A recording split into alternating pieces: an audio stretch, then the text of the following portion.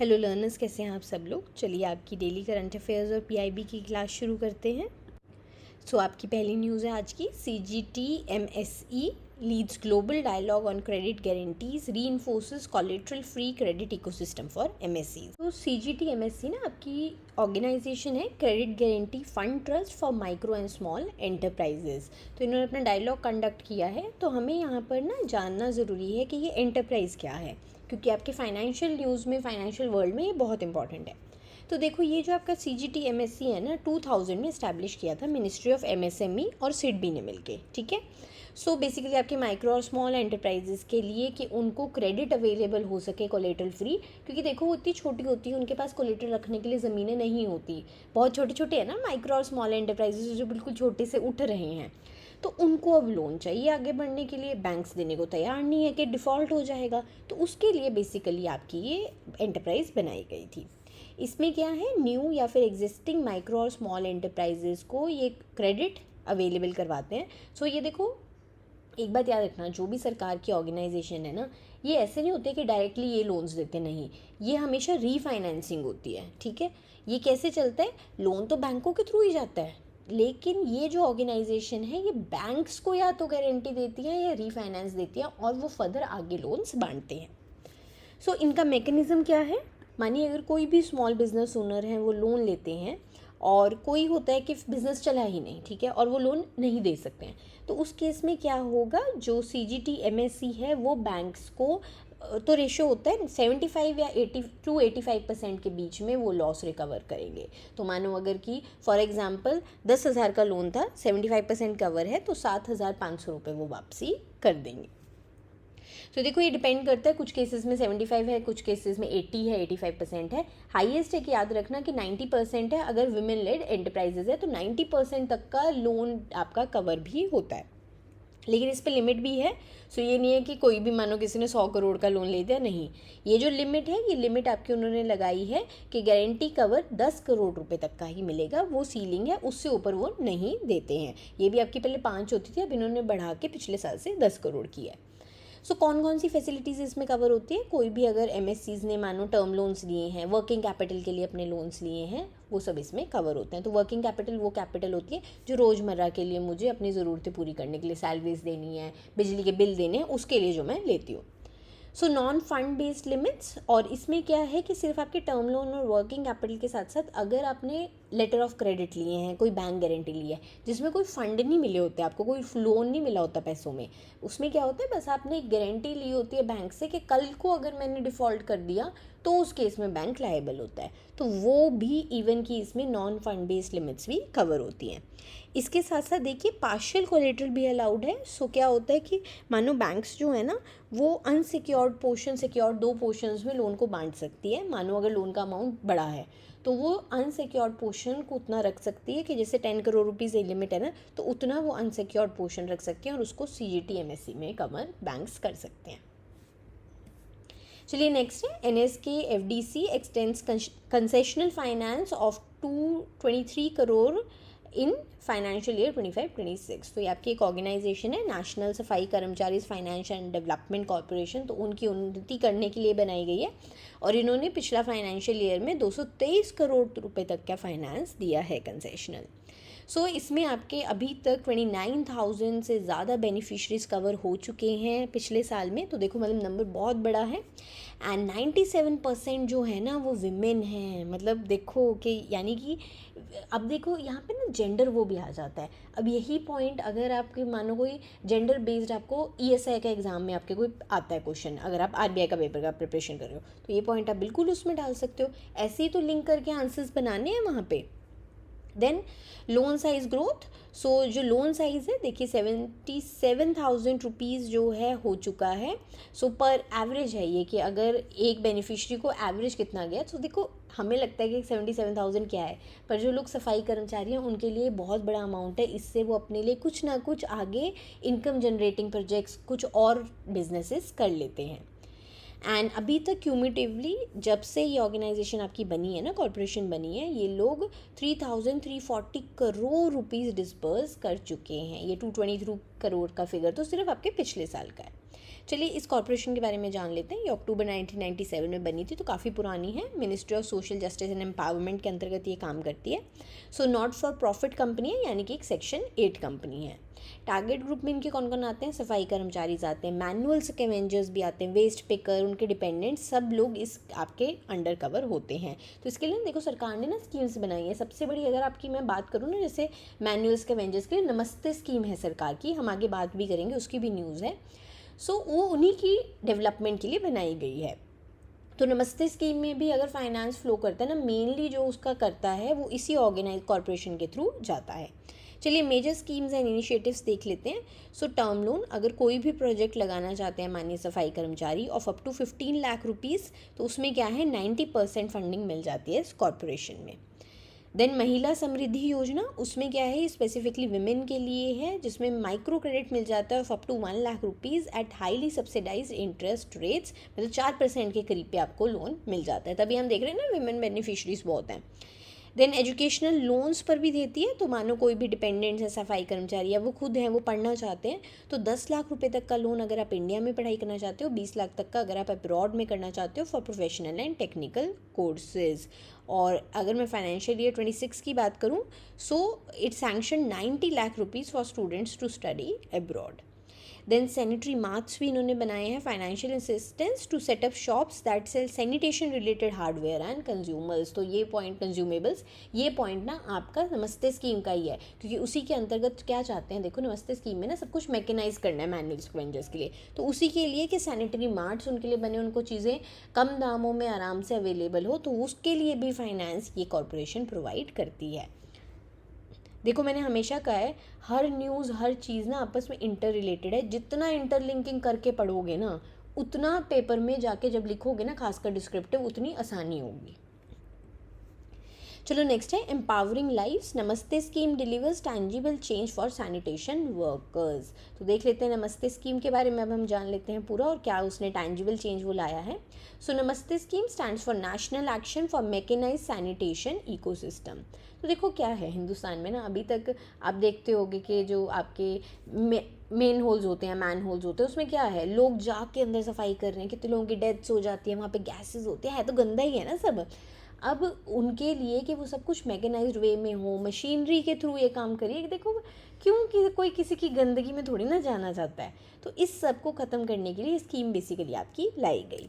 And central sector scheme है, इसे आपकी ministry of social justice and empowerment और ministry of housing and urban affairs साथ मिलकर इम्प्लीमेंट कर रही है, और मेनली सैनिटेशन वर्कर्स पर ही ये फोकस्ड है। ऑब्जेक्टिव्स देख लेते हैं इसके क्या क्या हैं, कि जो हजार्डस मैनुअल क्लीनिंग होती है ना, उसको कैसे ख़त्म करना है। सो इसमें क्या है, देखो हजार्डस होने की वजह से क्या है, सैनिटेशन डेथ्स आपने सुना भी होगा, न्यूज़पेपर में पढ़ा भी होगा, काफ़ी आती रहती है, तो उसको बिल्कुल ज़ीरो करना है कि कोई भी सैनिटेशन वर्कर की जान ना जाए सेप्टिक टैंक क्लीन करते हुए। देन कंप्लीट मैकेनाइजेशन, और इसके लिए क्या है कि वो खुद ना इनमें वो नालों में सीवर्स में खुद ना कूदें, इसके लिए सब कुछ मैकेनाइज्ड वे में हो एंड मशीन्स के थ्रू ये सब करें, ताकि उनका ह्यूमन वेस्ट के साथ डायरेक्ट कांटेक्ट नहीं होना चाहिए। देखो ये तो अच्छी चीज़ ही नहीं है ना, अगर आप सोशल लेवल पर भी बात करोगे। देन इसके साथ साथ उनकी एम्पावरमेंट भी ये स्कीम के अंदर की जाती है। सो उनको कहा गया है कि मैनुअल क्लीनर्स, देखो एक ना सोशल स्टिग्मा अटैच्ड है, हम सारे जानते हैं मैनुअल क्लीनर्स के साथ, तो उनको अब एक नया ट्रांजिशन किया जा रहा है कि आप क्या हो, सैनिप्रेन्योर्स, कि आप बस सैनिटेशन में काम करते हो, वो भी तो देखो है तो सफाई ही है ना। सो सफाई करनी है, लेकिन जब आप मशीनरी से करो, मैकेनाइज्ड वे में करो। चलिए पिलर्स देख लेते हैं इस इकोसिस्टम के क्या है स्कीम के। सो मैकेनाइजेशन के लिए सपोर्ट दिया जाता है स्वच्छता उद्यमी योजना के अंतर्गत। सो कैपिटल सब्सिडीज़ का मतलब कि जो इतनी बड़ी बड़ी मशीनरी खरीदनी है उसमें सब्सिडीज़ दी जाती हैं, और लोन्स दिए जाते हैं वर्कर्स को और उनके डिपेंडेंट्स को, ताकि वो ये इक्विपमेंट खरीद सके।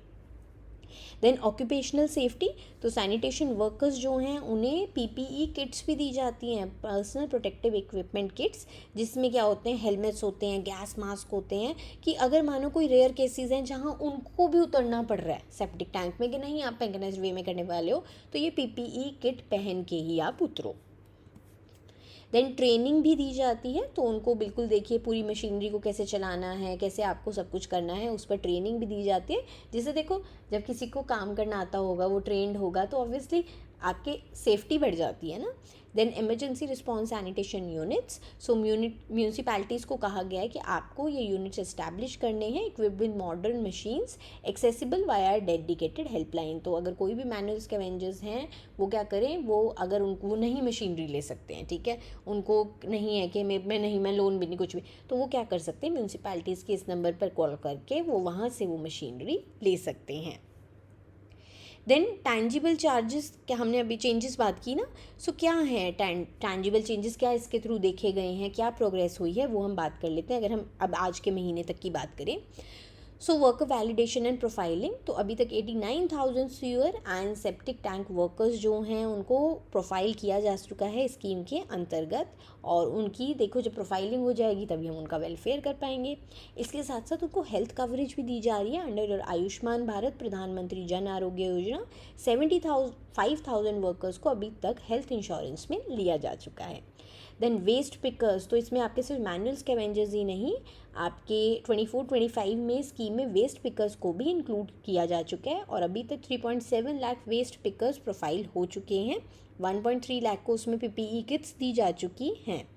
देन फाइनेंशियल एम्पावरमेंट, तो नेशनल सफाई कर्मचारी फाइनेंस एंड डेवलपमेंट कॉरपोरेशन जो है, इन्होंने देखिए 25-26 में ही हमने अभी देखी थी, फर्स्ट लाइन क्या थी, 223 करोड़ रुपीज़ का 30,000 बेनिफिशरीज़ को सपोर्ट किया है अपने लाइवलीहुड्स को बढ़ाने के लिए। चलिए नेक्स्ट है, government strengthens MSP procurement in Chhattisgarh, launches first ever structured pulse procurement in Bihar under Atmanirbhar mission. तो देखिए MSP मिनिमम सपोर्ट प्राइस होता है, इसके बारे में भी हम जानेंगे क्योंकि एग्रीकल्चर के पॉइंट ऑफ व्यू से आपके लिए बहुत इंपॉर्टेंट कॉन्सेप्ट होता है ये। चलिए पहले ये जान लेते हैं कि क्या ये आपकी छत्तीसगढ़ और बिहार में हुआ है। सो बिहार में पल्स रेवोल्यूशन, पल्सेस हो गई ना आपकी दालें वगैरह, सो उन्होंने सरकार ने एक स्ट्रक्चर्ड पल्स प्रोक्योरमेंट आपकी ड्राइव शुरू की है। इसमें क्या है, मसूर दाल जो होती है ना उसको वो प्रोक्योर करेगी सरकार, और उन्होंने कहा है कि 32,000 मीट्रिक टन हम लोग प्रोक्योर करेंगे। अब ये क्या है इसमें कि डिस्ट्रेस सेल्स ना हो ना एकदम से, तो जो आपकी नेशनल कोऑपरेटिव कंज्यूमर फेडरेशन है वो जो भी आपके warehousing development and regulatory authority है ना, जो वो वेयर हाउसेज उन्होंने अप्रूव किए हुए हैं, हाँ ये अच्छे हैं, तो उनको ही कहा गया है कि आप उन्हीं वेयर हाउसेज में ये सब कुछ रखें। क्योंकि क्या होता है, मानो अगर वेयर हाउसिंग स्टोरेज अच्छी नहीं है तो आपका धान खराब होने लग जाता है। अब खराब होने के टाइम क्या होता है, ये आपकी जो होती हैं गवर्नमेंट ऑर्गेनाइजेशंस या फूड कॉर्पोरेशन ऑफ इंडिया, वो क्या कहते हैं, वो डिस्ट्रेस सेल में चले जाते हैं, निकालो निकालो जल्दी भेजो, तो वो ना हो, तो इसलिए वेयर हाउसेज भी आपके स्ट्रक्चर्ड वे में पहले प्रोक्योरमेंट होगी और प्रॉपर आपके साइंटिफिक वेयर हाउसेज में उन्हें रखा जाएगा। चलिए बिहार से तो मेनली इस बार आपका फोकस मसूर दाल पे हो रहा है। देन छत्तीसगढ़ में क्या है, MSP एक्सपेंशन को डिजिटाइज्ड वे में आगे लिया जा रहा है। तो ये आपकी पूरी केस स्टडीज़ हैं, आप अपने एग्जाम में एग्जाम्पल लिख के आ सकते हो उनका। देन संयुक्ति पोर्टल, ये पोर्टल ना आपका छत्तीसगढ़ में लाया गया, इसी पोर्टल के थ्रू ना सारी प्रोक्योरमेंट फार्मर्स से हो रही है। उससे क्या है, उनसे प्रोक्योर कर रहे हैं, डायरेक्टली पैसा जो है उनके खातों में डाल रहे हैं DBT के थ्रू। देन इसके साथ साथ 85 पैक्स यानी कि जो आपकी प्राइमरी एग्रीकल्चर क्रेडिट सोसाइटीज़ होती हैं, they are now operational in districts like Dhamtari, Durg, ये आपकी सारी छत्तीसगढ़ की डिस्ट्रिक्ट्स हैं। चलिए अब ये क्यों इम्पॉर्टेंट है, हमने जैसे अभी पीछे दो पढ़े बिहार और छत्तीसगढ़ का केस। देखो आत्मनिर्भर पल्सेस मिशन ना आपका 2030 से 31 तक के लिए लॉन्च किया गया है, और उसका टोटल आउटले 11,440 करोड़ रुपीज़ का है। और इसमें गोल क्या है, सो ज़ीरो इम्पोर्ट डिपेंडेंसी हमें पल्सेस पे करनी है बाय 27-28।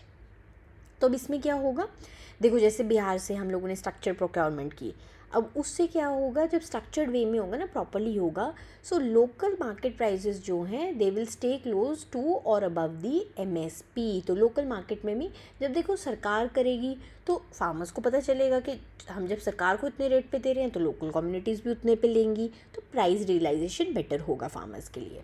देन क्रॉप डाइवर्सिफिकेशन में भी हेल्प करेगा, क्योंकि जब देखो सरकार ही वो चीज़ प्रोक्योर कर रही है तो फार्मर्स कहीं ना कहीं मोटिवेट होंगे, हाँ हम इसको भी लगाएं। सो आपको जो भी जहाँ पर ऑलरेडी आपका पैडी यानी कि चावल लगाया जाता है, तो उन स्टेट्स पे सरकार फोकस कर रही है कि फार्मर्स को कहें कि आप पल्सेस भी ग्रो करो, उससे सॉइल हेल्थ भी इम्प्रूव होगी और वाटर कंजम्पशन भी आपका रिड्यूस होगा।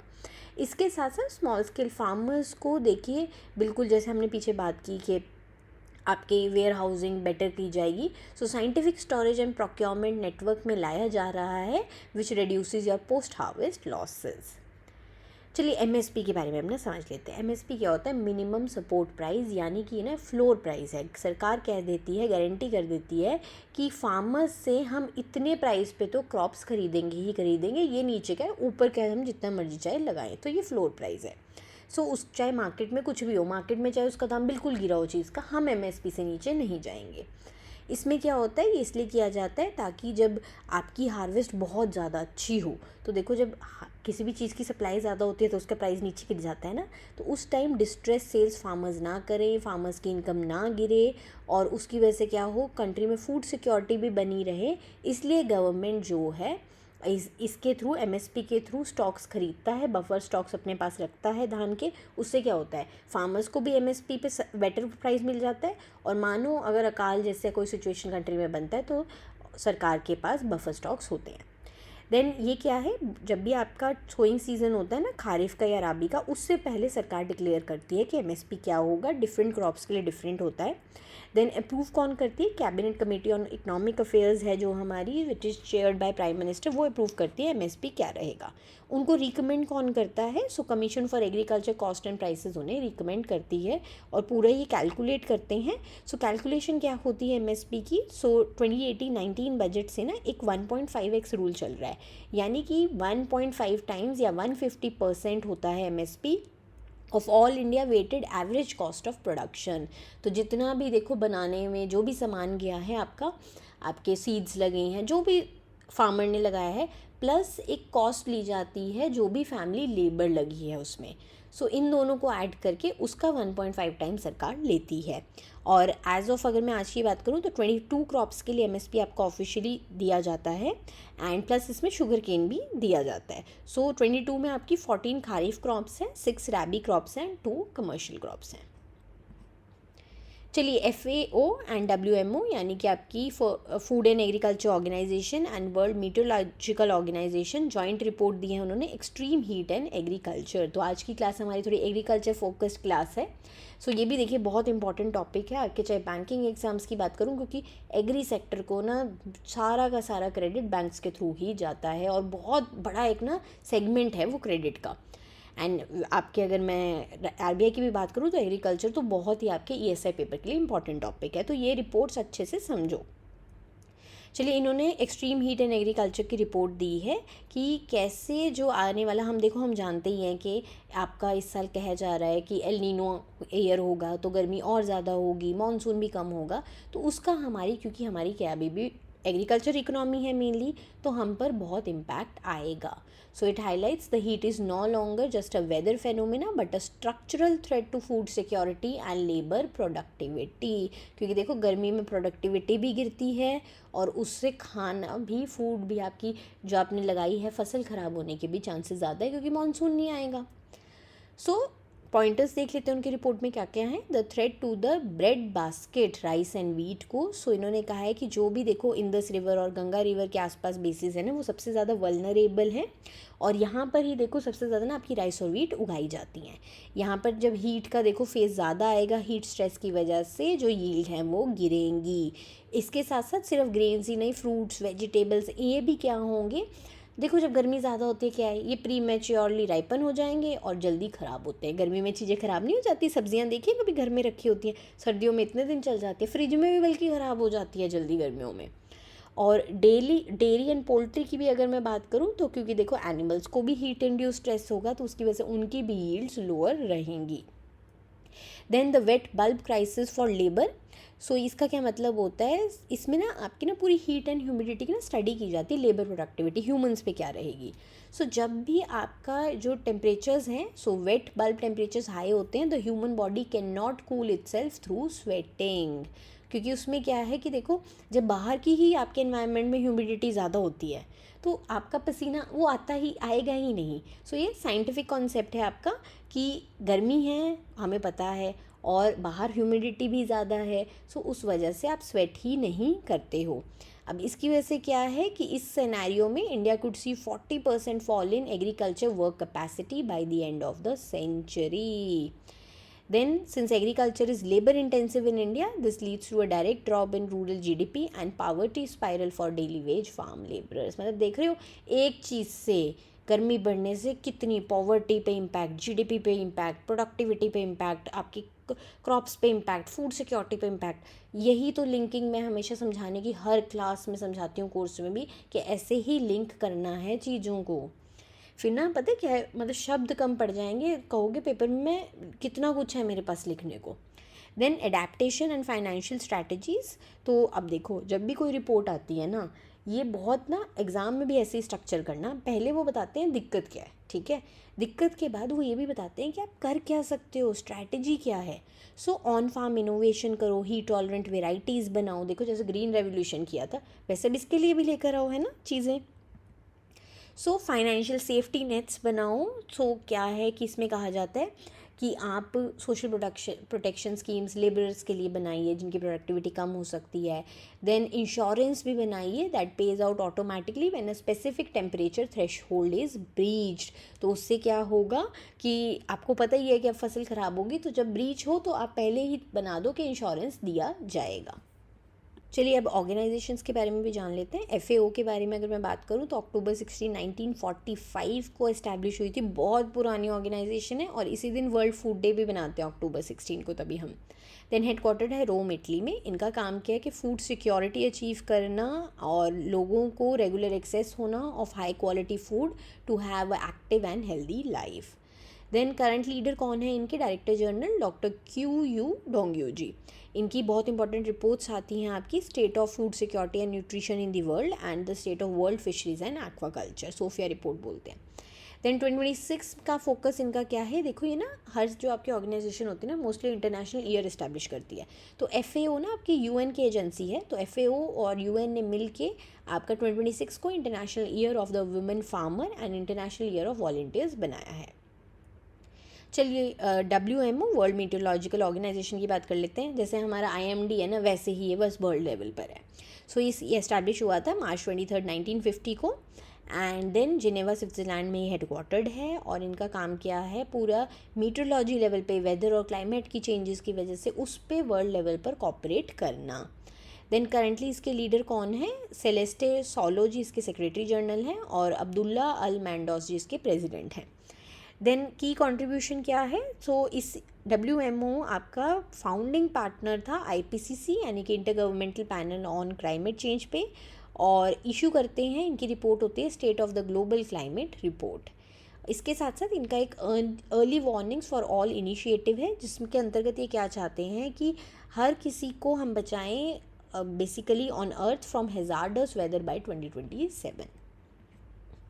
चलिए नेक्स्ट है Karnataka bank marking another milestone in its KBL next transformation journey by teaming up with Pine Labs. तो पाइन लैब्स और कर्नाटका बैंक ने पार्टनरशिप की है।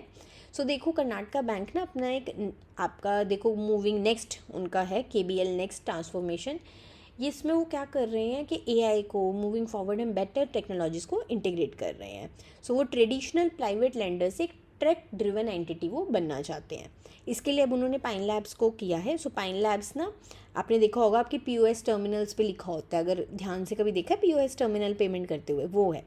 सो पाइन लैब्स के साथ वो पाइन लैब्स को एडवांस्ड POS टर्मिनल्स देंगे और the bank can now provide merchants with more than just a swipe machine. अब इसमें क्या है कि पहले क्या होता था कि सिर्फ क्या होता है, उस मशीन में कार्ड डालते हैं, स्वाइप ही मारते हैं ना, या तो डाल के करते हैं या साइड से स्वाइप करके करते हैं।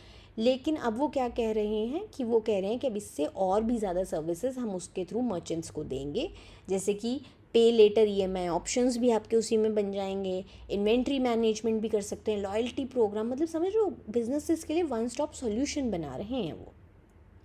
नेक्स्ट है वीज़ा जो कि फीफा के ऑफिशियल पार्टनर हैं, और HDFC बैंक जो इंडिया के लार्जेस्ट क्रेडिट कार्ड इशूअर हैं, दोनों ने मिलकर लॉन्च किया है आपका FIFA world cup 2026 pixel credit card. So brand ambassador इस कार्ड के कौन है आपके, माइकल ओवन। और इसमें क्या है आपकी कस्टमाइजेबल बिलिंग डेट्स भी हैं जो रेयरली आपके किसी क्रेडिट कार्ड में मिलती है इंडिया में, एंड इसे पेज़ ऐप इकोसिस्टम मैनेज करेगा इस क्रेडिट कार्ड को। चलिए नेक्स्ट है फेडेक्स और आईआईटी मद्रास ने ना सक्सेसफुली एग्जीक्यूट किया है कंट्री का पहला intra city drone delivery flight. इन्होंने बेंगलुरु में उड़ाई है और वहाँ पर बेसिकली आपका जो एयरपोर्ट है उसके आसपास इन्होंने ये देखा है ड्रोन उड़ा के कि अगर नॉर्मल मैं बाय रोड जाऊँ तो कितना टाइम लगता है और डिलीवरी ड्रोन के थ्रू हो तो कितना लगेगा, और उस पर इन्होंने ये किया है स्टडी। नेक्स्ट है Razorpay announced a dual layered partnership with OpenAI to enable instant payments in AI build apps. तो रेजर पे ने अब ओपन एआई के साथ कहा है कि अब तो हम एआई भी डालेंगे आपकी एप्लीकेशंस पे, ठीक है। तो इसमें क्या है, देखो दो तरह का ये करेंगे काम एआई के थ्रू। पहला तो डेवलपर्स, ठीक है, जो भी डेवलप कर रहे हैं कोई भी आपका पेमेंट्स या कुछ भी, उनके लिए क्या होगा, प्रॉम्प्ट टू रिवेन्यू पाइपलाइन है। ये क्या है, बेसिकली रेजर पे का ना मॉडल कॉन्टेक्ट प्रोटोकॉल सर्वर है, उसको वो इंटीग्रेट करेंगे डायरेक्टली विद ओपन एआई का कोडेक्स के साथ, ठीक है, जो कोडिंग के लिए यूज़ करते हैं आपके प्रोग्रामर्स। देन इसमें क्या होगा, जो कोई पहले क्या होता था, देखो कोई भी डेवलपर है ना, अगर वो ऐप बना रहा है कोई भी, उसको क्या होता था, पेमेंट गेटवे ना अलग से लेना पड़ता था। मानो आपने कोई भी ऐप बनाई अपनी और उसमें आपको अब इंटीग्रेट करना है, तो आप जाओगे रेजर पे के पास, आप कहोगे मेरा रिक्वेस्ट है, वो अपनी पूरी करेंगे आपकी केवाईसी ड्यू डिलिजेंस, फिर आपको मिलता था, लंबा प्रोसेस होता था। अब क्या होगा, कोई भी डेवलपर सिंपली कोडेक्स के थ्रू प्रॉम्प्ट दे सकता है जो ओपन एआई का है, build me a fitness app जैसे कि मानो, and set up a monthly subscription using Razorpay. अपने आप रेजर पे इंटीग्रेट उसमें हो जाएगा ऑटोमेटिकली। मतलब ये नहीं है कि वो जो लंबा लंबा प्रोसेस होता था ना वो ख़त्म, मतलब 5 मिनट में रेजर पे का आपको मिल गया payment gateway. So it is specially designed for solopreneurs, student builders and early stage startups who want to start earning the moment their app is live. चलिए दूसरा इन्होंने एक बिजनेसेस के लिए निकाला है। सो ये तो था आपके डेवलपर वाली साइड पे, अब है ये बिजनेसेस के लिए। सो रेजर पे क्या है, अब आपका डायरेक्टली पेमेंट डैशबोर्ड ला रही है into chat GPT app dictionary. अब इसमें क्या है कि आपको मानो कोई भी फंड्स हैं, सेटलमेंट्स हैं, आपको पोर्टल में हर बार लॉक करने की ज़रूरत नहीं है। आपका मानो कोई भी बिज़नेस का पोर्टल है, आप ऑनलाइन चलाते हो, आपकी ऐप है, आप चैट जीपीटी को भी डायरेक्टली पूछ सकते हो, उसकी ऐप डिक्शनरी आपको बता देगी कि क्या इसमें कितने रिफंड्स हैं, कितने सेटलमेंट्स हैं। And the AI can analyse bank statements and Razorpay data simultaneously to find discrepancies through a simple chat interface. इसके साथ साथ देखिए ये जो दोनों आपकी पार्टनरशिप एग्जीक्यूट हो रही हैं दोनों, अगर हम बात करें फ्रंट्स पे, तो ये ना एजेंटिक पेमेंट्स के अंतर्गत आते हैं। ये क्या है, एनपीसीआई ने ना कोलैबोरेट करके बनाया है विद रेजर पे आपका एजेंटिक पेमेंट्स। इसमें क्या है, इसमें आपका यूपीआई रिजर्व पे और यूपीआई सर्कल को यूज़ करके ये सब किया जाएगा एंड कंसेंट बेस्ड भी रहेगी। सो यूज़र्स जो हैं वो वन टाइम कंसेंट दे सकते हैं अपने एआई एजेंट को, समझ गए। पहले क्या होता था, हमारे एजेंट इंसान होते थे, बैंक में जाके आप बनाते थे, है ना, ये वो सब होते थे। अब क्या है, एआई को आप अपना एजेंट बना सकते हो और ये बता सकते हो मेरी ना इतनी स्पेसिफिक स्पेंडिंग लिमिट है, आपने बता दिया, ठीक है। और फिर एआई अब डायरेक्टली आपकी कह देगा, अच्छा इस लिमिट के अंतर्गत मानो मैंने कहा कि ग्रोसरीज इतनी की मंगवा दिया करो, मैंने उसे कहा एआई को कि जाओ ब्लिंकिट पे और ना मुझे ये घर का सामान ऑर्डर करके दो। अगर वो उस लिमिट में है तो एआई अपने आप जाएगा, मेरे कार्ड पे पेमेंट करेगा, सब कुछ। पहले ये एआई को अलाउड नहीं था, अब ये हो रहा है क्योंकि ये जो एजेंटिक पेमेंट्स का मिलके बनाया है इंटरफेस आपका रेजर पे और एनपीसीआई ने। Then human in the loop shift. So payments क्या होता था, वही जो मैंने आपको अभी बताया। पहले एआई क्या था, आप मानो आप कहते हो कि जैसे ग्रोसरीज़ का ऊपर लिया या मैंने कहा कि कैब बुक करो, वो रुक जाता था, वो कहता देता था ये कैब है, फिर कहता था पेमेंट के पॉइंट पे आके कह देता था यहाँ से तो अब आपको ही आगे जाना पड़ेगा। अब वो भी इसमें इंटीग्रेट हो जाएगा। मैं देखो एआई कितना आगे जा रहा है, पर इसके साथ साथ दिक्कतें भी तो आती हैं, उसको भी तो फिर कंट्रोल करना पड़ता है। चलिए, patent filings in India reached a record high in financial year 25-26, soaring 30.2%। कितनी हुई हैं आपकी, 1,43,729 पिछले फाइनेंशियल ईयर में। सो अगर उससे पिछले फाइनेंशियल ईयर की मैं बात करूँ तो 30.2% का इंक्रीज़ हुआ है। डोमेस्टिक फाइलिंग्स, तो out of this total filings इसमें से डोमेस्टिक आपके कितने एंटरप्रेन्योर्स हैं जिनके पेटेंट्स हैं, वो 69% है। और ग्लोबली अगर हम पेटेंट फाइलिंग में देखें तो हमारा रैंक 6th है। चलिए टॉप स्टेट्स देख लेते हैं। सबसे ज़्यादा तमिलनाडु से हुई हैं आपकी, और ज़्यादा इलेक्ट्रॉनिक्स टेक्सटाइल इसमें हुई हैं। देन सेकंड नंबर पे कर्नाटका है जहाँ पे आईटी और डीप टेक के आपके पेटेंट्स ज़्यादा हैं। देन महाराष्ट्र जिसमें फार्मास्यूटिकल और इंजीनियरिंग सेक्टर्स के ज़्यादा हुए हैं पेटेंट्स। चलिए अब इतना सर्च क्यों हुआ है, सबसे पहले देखिए सरकार की ऑब्वियसली स्कीम्स ही होंगी, तो फ़ी में रिबेट्स हुई हैं, जैसे स्टार्टअप MSMEs कोई भी हैं तो उन्हें 80% रिडक्शन हुई है इन फाइलिंग फ़ीस। अगर आप पहले होता तो बहुत कॉस्टली होता था आपको पेटेंट लेना, तो अब अगर आप छोटे स्टार्टअप हो तो सिर्फ 8,000 में आप पेटेंट रजिस्टर करा सकते हो। इसके साथ साथ आपका एक SIPP which is your startups intellectual property protection scheme है, सरकार की है। पेटेंट्स क्या हैं, अब 6 से 12 महीने के अंदर एग्जामिन करने होते हैं और ग्रांट करने होते हैं। पहले ये टाइम आपका 2 से 3 साल का होता था, उससे भी ये प्रोसेस आपकी फास्ट ट्रैक हुई है। इसके साथ साथ देखिए सारी फाइलिंग्स में से 36.5% फाइलिंग आपकी एजुकेशनल इंस्टीट्यूशन से आई हैं। एंड इसका क्या है, क्योंकि देखो NIRF की रैंकिंग्स में ना पेटेंट मैट्रिक्स को भी डाला गया है। अब जब ये डाला गया है तो आपकी ऑब्वियसली एजुकेशनल ऑर्गेनाइजेशंस को क्या लगेगा, इंस्टीट्यूट्स को, कि नई रैंकिंग अच्छी मिलेगी तो हमें पेटेंट्स फाइल करना है। वो लोग अपने बच्चों को प्रोत्साहित करते हैं। चलिए नेक्स्ट है world book and copyright day. तो ये हर साल आपका अप्रैल 23 को मनाया जाता है। अप्रैल 23 क्यों, क्योंकि देखो इस दिन ना आपके काफ़ी इंपॉर्टेंट ऑथर्स जैसे कि विलियम शेक्सपियर, मिगल दे सर्वेंटेस, ये इनकी डेथ हुई है, तो इसी को इन्होंने इसलिए बनाया है। देन इसको इस्टेब्लिश किया था यूनेस्को ने 1995 में, और बेसिकली पर्पस क्या है, प्रमोट करना है reading, publishing and protection of intellectual property through copyright. और देखो हर साल ना आपका जो यूनेस्को है वो वर्ल्ड बुक कैपिटल भी अनाउंस करता है। 1 ईयर पीरियड के लिए वो आपकी जो होती है कैपिटल बनी रहती है, वो आपका जो भी सिटी है। इस साल की वो आपकी कौन सी है world book capital, it is Rabat, Morocco में जो है। चलिए UN इंग्लिश लैंग्वेज डे, ये भी देखो ऊपर से रिलेटेड ही अप्रैल 23 को ही मनाया जाता है, क्योंकि इस दिन आपका बर्थडे और डेथ एनिवर्सरी दोनों होती है विलियम शेक्सपियर जी की। और इसे इस्टेब्लिश किया था United nation department of public information ने 2010 में। चलिए नेक्स्ट और लास्ट है नेशनल पंचायती राज डे। ये हर साल आपका अप्रैल 24 को मनाया जाता है। इस साल की थीम है सशक्त पंचायत, सर्वांगीण विकास, तो सबका विकास मतलब। चलिए ये डेट क्यों चुनी गई है, क्योंकि इसी दिन आपका 1993 में 73rd कॉन्स्टिट्यूशनल अमेंडमेंट एक्ट पास हुआ था, और उसी एक्ट के थ्रू आपका पंचायत जो सिस्टम था उसको कॉन्स्टिट्यूशनल आपका स्टेटस मिल गया था। ये डे 2010 में स्थापित किया गया था, उसके बाद से बनाया जाता है। और देखो जो आपका पंचायत सिस्टम है ना, वो 3 टियर स्ट्रक्चर है। एंड इसमें आपके ग्राम पंचायत होते हैं विलेज लेवल पे, देन पंचायत समिति होती है ब्लॉक लेवल पे, जिला परिषद होती है डिस्ट्रिक्ट लेवल पे।